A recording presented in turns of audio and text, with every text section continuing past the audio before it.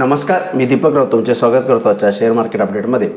आज मार्केटनं सुरुवात पॉझिटिव्ह साईडला केलेली, एक किरकोळ 40-50 पॉईंट पॉझिटिव्हमध्ये, पण त्यानंतर निफ्टी चांगला 24,700 पर्यंत जाण्याचा प्रयत्न झाला।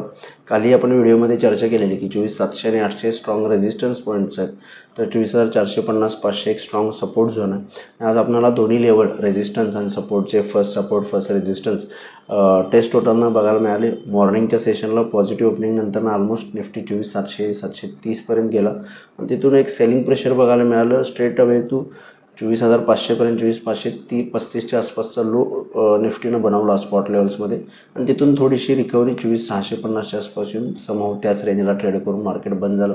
पण ओव्हरऑल 24,700 रेजिस्टन्स जो आपण डिटेक्ट केला आहे तो एक्झॅक्ट त्या पद्धतीनं तिथून खाली आला आणि 24,500 हा सपोर्ट घेऊन निफ्टीनं परत पुन्हा बाउन्स आपल्याला बघायला मिळाला। त्यामुळे ओव्हरऑल मार्केट रेंज बाउंड राहिलं म्हणता येईल आपल्याला, एक ट्रेडिंग रेंजमध्ये राहिलं आणि मला वाटतं उद्याही वीकली एक्सपायरी आहे, मला वाटतं उद्याही निफ्टी एक ट्रेडिंग रेंजमध्ये निश्चित राहील असं वाटतं आहे।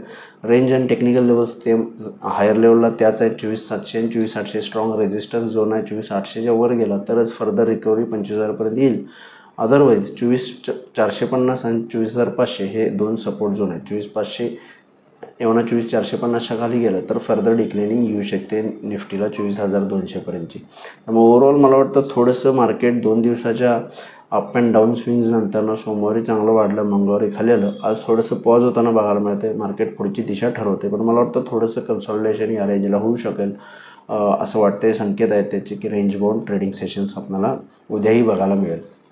बँक निफ्टीमध्ये हे सिमिलरली 54,500 सपोर्ट आहे लोअर लेवलला, हायर लेवलला 55,000 रेजिस्टन्स आहे। 55,000च्या वरती गेलं तर फर्दर रिकव्हरी येऊ शकते 55,300 पर्यंत, अदरवाईज 54,800च्या वरती 55,000 पर्यंत जाण्याची ताकद बँक निफ्टीमध्ये। लोअर लेवलला 54,500 स्ट्रॉंग सपोर्ट झोन आहे, या रेंजनुसार तुम्ही ट्रेड करू शकता। FIDIचा डेटा अजून अवेलेबल नाही, पण काल FIDIने 476 करोडची विक्री केली, DIने मात्र 4,200 करोडची खरेदी केली। पण ओव्हरऑल उद्या काल मार्केट आपल्याला पडझड झालेली बघायला मिळाले। बाकी टेक्निकली मला वाटतं मार्केट थोडंसं रेंज बाउंड राहील। CPIकडे काल आले मार्केट आवर्स नंतरनं जवळपास 3.16 आलं, CPI चांगला आला आहे, जेणेकरून व्याजदर पुढं कपातीचे संकेत आहेत, पण मार्केटनं आज फारसं काही त्याला चेअरअप केलेलं दिसत नाही। यावना बँकिंग सेक्टरसुद्धा अंडर प्रेशर राहिलं, पण ओव्हरऑल इन्फ्लेशन चांगलं येणं मार्केटसाठी चांगलं आहे आणि फर्दर रेट कट्समुळं मार्केट कदाचित बूस्ट होऊ शकतं। त्यामुळे मार्केटचं आता लक्ष सध्या आहे ॲन्युअल क्वार्टरली रिझल्ट्स झालेत, येणारा मान्सून सीझन कसा राहील हे मार्केटचं आता नेक्स्ट वॉचफुल लेवल आहे। मान्सून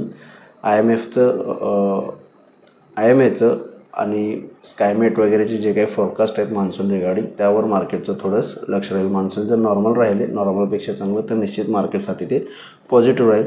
पण ओव्हरऑल टेक्निकली जोपर्यंत आपण 24,500च्या वर आहे, आपण 25,000पर्यंत जाऊ शकतो। 25,000च्या वर गेलं तरच फर्दर अपमूव्ह येऊ शकेल।